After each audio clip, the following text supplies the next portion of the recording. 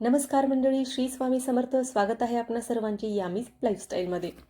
15 February 2026 रोजी महाशिवरात्री साजरी केली जाणार आहे. या दिवशी शिवतत्व पृथ्वीवर प्रकट झाले अशी मान्यता आहे.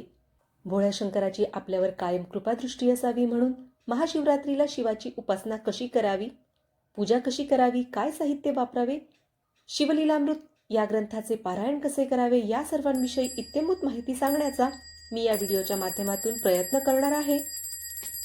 तरी व्हिडिओ शेवटपर्यंत नक्की बघा आणि व्हिडिओ आवडल्यास लाईक, शेअर, सबस्क्राईब करायला अजिबात विसरू नका. घरच्या घरी किंवा मंदिरात जाऊन भगवान शंकराची पूजा कशी करावी हे आपण पाहूया.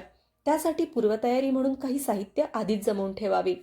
त्यासाठी लागणारं साहित्य पुढीलप्रमाणे: शिवपिंडी, गंगाजल, दूध, पंचामृत, तूप, अष्टगंध, मध, साखर, तांदूळ, कापूर, कलावा, भस्म, बेलपत्र, धोत्र्याचे फळ आणि फूल, तसेच शमीपत्र भगवान शंकराला खूप प्रिय आहे, त्यामुळे शमीपत्र असेल तर तेही घ्यावे. तसेच रुचकींची फुले घ्यावीत, ही सुद्धा महादेवांना प्रिय आहेत.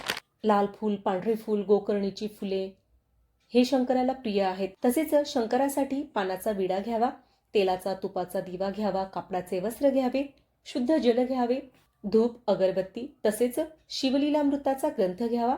यापैकी सर्वच साहित्य तुमच्याजवळ असावेच असे नाही. जेवढे असेल तेवढ्या साहित्यात पूजा केली तरी सुद्धा हरकत नाही. महादेव भोळा असतो, तो एक तांब्या पाणी आणि चिमूटभर भस्माने सुद्धा प्रसन्न होतो. त्यामुळे हे सर्व साहित्य तुमच्याजवळ उपलब्ध असावेच असा हट्ट करू नये. जे साहित्य आहे त्यात पूजा केली तरीही हरकत नाही. ही पूजा तुम्ही मंदिरात करू शकता किंवा वेळ नसेल तर घरच्या घरी केली तरी सुद्धा हरकत नाही. महाशिवरात्रीची पूजा रात्रीच्या 4 प्रहरांमध्ये करावी असे सांगितले जाते. पण तुम्हाला रात्री पूजा करणे शक्य नसेल तर तुम्ही ती सकाळी किंवा सायंकाळी महाशिवरात्रीच्या दिवशी ही पूजा तुम्ही करू शकता. या दिवशी संपूर्ण दिवस उपवास करायचा असतो. जर तुम्हाला कडक उपवास करणे शक्य नसले तर तुम्ही फलाहार सुद्धा घेऊ शकता आणि दुसऱ्या दिवशी पूजा करून त्यानंतर मग उपवास सोडावा, भोजन करावं. तर महाशिवरात्रीच्या दिवशी घरच्या घरी पूजा कशी मांडावी आणि काय काय पूजा घालावी हे आपण टप्प्याटप्प्याने पाहूया. तर पाटावर एक पांढरे वस्त्र अंथरून घ्यावे. शक्यतोवर पांढरे वस्त्र घ्यावे आणि पांढरे नसेल तर मग तुम्ही दुसऱ्या रंगाचे वस्त्र घेतले तरी हरकत नाही. पांढरा रंग हा भगवान शिवांना अतिशय प्रिय असतो. तसेच पूजा करताना तुम्ही सुद्धा स्वतः पांढरे वस्त्र परिधान केले तरी सुद्धा चालेल. पाटावर वस्त्र अंथरल्यानंतर त्यावर दीप प्रज्वलन करून घ्यावे. एका ताम्हणात शिवलिंग ठेवून घ्यावे. शिवलिंगावर गंगाजल मिश्रित पाण्याने अभिषेक करावा. त्यानंतर दुधाचा अभिषेक घालावा. तसेच पंचामृताचा देखील अभिषेक घालून घ्यावा. शुद्ध तुपाने अभिषेक घालावा. भोलेनाथांना मिश्री म्हणजेच खडीसाखर खूप प्रिय आहे, त्यामुळे साखरेचाही अभिषेक करावा. तसेच मधाचा अभिषेक घालावा. गंधमिश्रित पाण्याचा अभिषेक करावा. यानंतर पिंडीला स्वच्छ पाण्याने धुवून घ्यावे. हे सर्व साहित्य उपलब्धच असावे असे नाही. तुमच्याकडे यापैकी जे साहित्य उपलब्ध असेल त्या साहित्याने तुम्ही अभिषेक केला तरीही हरकत नाही. अगदीच काही नसेल तर फक्त पाण्याने अभिषेक घातला तरी सुद्धा चालेल. अशा पद्धतीने भगवान शंकराचा व्यवस्थित रुद्राभिषेक घालून घ्यावा.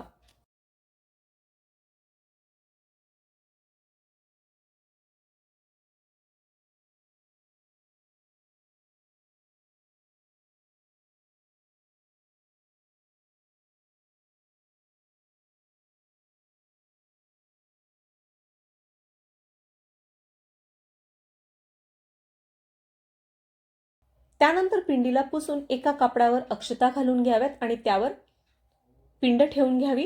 पिंडीला चंदन, भस्म लावून घ्यावे. भगवान शंकराला हळद कुंकू वाहिले जात नाही. भस्मप्रिय असल्याकारणाने भगवान शंकराला फक्त भस्म लावावे. यानंतर कलावा, पांढरे वस्त्र, माळ अर्पण करावी. अक्षता वाहाव्यात. भगवान शंकराची सर्वात आवडती वस्तू म्हणजे बेलपत्र. तुमच्याकडे दुसरे कोणतेही साहित्य नसले तरी चालेल, पण बेलपत्र जरूर जरूर अर्पण करावे. तुम्ही 1, 5, 7, 51, 108 असे बेलपत्र अर्पण करू शकतात. अगदी मिळालेच नाही तर एक बेलपत्र सुद्धा चढवले तरीही हरकत नाही. बेलपत्र वाहताना ओम नमः शिवाय असा नामजप सतत करत राहावा. भगवान शिव हा प्रचंड ऊर्जेचा स्रोत आहे. पिंडीमधनं अक्षय ऊर्जा वाहत असते. त्यामुळे या पिंडीला शांत करण्यासाठी, थंड करण्यासाठी रुद्राभिषेक घालायचा असतो. आपण वर ज्या ज्या वस्तूंनी पिंडीचा अभिषेक घातला त्या सर्व वस्तू भगवान शंकराला शीतलता प्रदान करणाऱ्या आहेत, थंड करणाऱ्या आहेत. त्यामुळे या सर्व वस्तूंनी भगवान शंकराचा अभिषेक करण्याची प्रथा असावी. तसेच लाल फूल अर्पण करावे. भगवान शंकराला गोकर्ण, रुचकीन, धोत्र्याचे फूल आणि फळ खूप प्रिय असते. जर ते उपलब्ध झालेत तर ते सुद्धा जरूर वाहावेत. तसेच शमीपत्र सुद्धा भगवान भोलेनाथांना खूप प्रिय आहे, त्यामुळे तेही वाहावे. लवंग, वेलची, सुपारी हे सर्व घालून पानांचा विडा तयार करावा आणि तो विडा सुद्धा भगवान शंकरांना अर्पण करावा. खडी साखर, फळे किंवा दूध भाताचा नैवेद्य अर्पण करावा. आणि सर्वात महत्त्वाचे म्हणजे भस्म अर्पण करायला अजिबात विसरू नये. तुपाचा दिवा लावावा. या दिव्याने ओवाळून घ्यावे आणि भगवान शंकराची आरती म्हणून घ्यावी. तसेच धूप, अगरबत्ती दाखवून घंटानाद करावा आणि शेवटी कापूर आरती सुद्धा जरूर करावी. महाशिवरात्रीच्या काळात शिवलीलामृत ग्रंथाचे पारायण करणे अत्यंत लाभदायक मानले जाते. या काळात तुम्ही एक दिवसीय पारायण करू शकता. तसेच पारायण करण्याच्या अनेक पद्धती आहेत. तुम्ही 3, 5 किंवा 7 दिवसाचे सुद्धा पारायण करू शकता. या पारायणाची सांगता ही महाशिवरात्रीच्या दिवशी येईल, या हिशोबाने तुम्ही पारायणाला सुरुवात करायची आहे.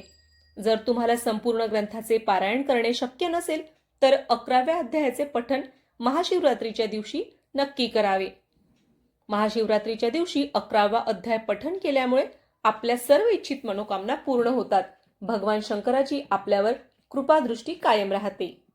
शेवटी घरात जे काही पदार्थ बनवले असतील त्याचा नैवेद्य दाखवावा, नमस्कार करावा, रात्री जागरण करावे. दुसऱ्या दिवशी या संपूर्ण पूजेला धूप दीप दाखवून पूजा करून घ्यावी, आरती करावी. घरात जो स्वयंपाक केला असेल त्याचा नैवेद्य दाखवावा आणि पारायणाची सांगता करावी. आणि त्यानंतर महाशिवरात्रीचा उपवास सोडावा. म्हणजे महाशिवरात्रीच्या दिवशी संपूर्ण दिवस उपवास करावा आणि दुसऱ्या दिवशी सात्विक भोजन करून हा उपवास आपण सोडू शकतो. तर अशा पद्धतीने अत्यंत साध्या सोप्या प्रकारे तुम्ही महाशिवरात्रीची पूजा करू शकता. ज्या पद्धतीने आपण घरी पूजा केली त्याच पद्धतीने आपण मंदिरात सुद्धा पूजा करू शकतो. आणि जर मंदिरात एवढ्या सर्व साहित्याने शिवलिंगाचा अभिषेक करणे शक्य नसेल तर फक्त 1 तांब्या पाणी जरी तुम्ही इथे वाहिले, भस्म अर्पण केली आणि बेलपत्र चढवले तरी एवढ्या पूजेने सुद्धा भगवान शंकर आपल्यावर नक्कीच प्रसन्न होतील. मी भोलेनाथांकडे प्रार्थना करेन की तुमच्या सर्व मनोकामना लवकरात लवकर पूर्ण होत. तुम्ही पूजा कशा पद्धतीने करता हे सुद्धा कमेंट करून मला नक्की सांगा. आणि व्हिडिओ आवडल्यास त्याला लाईक, शेअर, सबस्क्राईब करायला अजिबात विसरू नका.